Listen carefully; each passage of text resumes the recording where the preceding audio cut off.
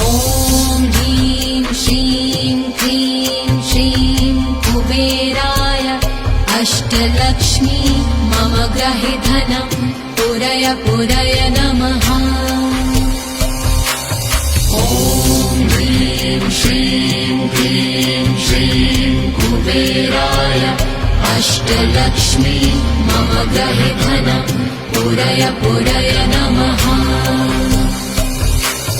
ॐ ह्रीं श्रीं क्लीं श्रीं कुबेराय अष्टलक्ष्मी मम गृहे धनं पुरय पुरय नमः।